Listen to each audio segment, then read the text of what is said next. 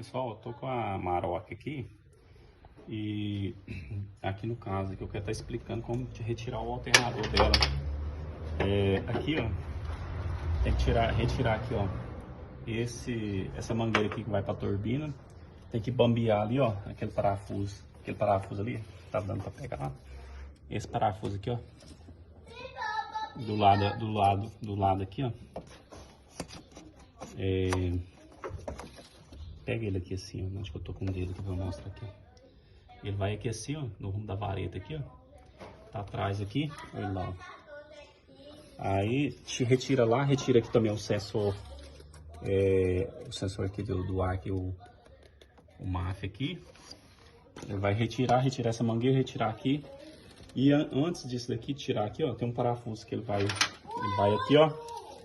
Ele vai aqui, ó. Ele vai aqui, retira esse parafuso. Tem um outro aqui, ó, que vai aqui do lado de lá, tá solto que é a mangueira. Aqui, ó. O outro aqui, ele vai aqui, ó. Ele vai aqui assim.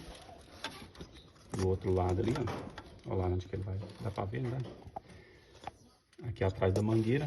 Aqui é um parafuso desse aqui, ó. Tira com alho.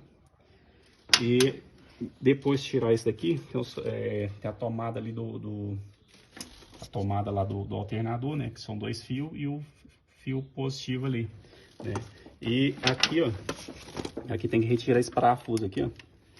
Ele aqui é um multidentada 12 M. Aí tem que tirar ele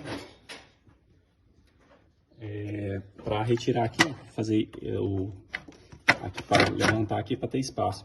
E aqui, ó, aqui atrás, aqui, após levantar aqui atrás aqui, dá para pegar aqui, né? Aqui vai um parafuso 13, né, da chave 13, e outro embaixo aqui, ó. Só que agora aqui tá com a polia aqui a correia, né, no caso. Aqui, ó, no meio da polia aqui, ó, onde tá meu dedo. Aqui assim, ó, vai outro parafuso 13 também. Retirou aí, né, após ter retirado essa mangueira, vai retirando. E essa caminhonete aqui é o seguinte, ela tava com barulho, né, no alternador e não tava carregando. Troquei os rolamentos, o barulho aí continuou, né, um barulho esquisito mesmo, barulho com coisa estava quebrando tudo. Polia, ó, isso é bom aí toda vez que for fazer os reparos, troca rolamento, troca a polia, ó. Essa polia, a gente costuma falar, polia louca, ela tem uma catraca para cá, ela fica firme, para cá ela patina. Só isso aí.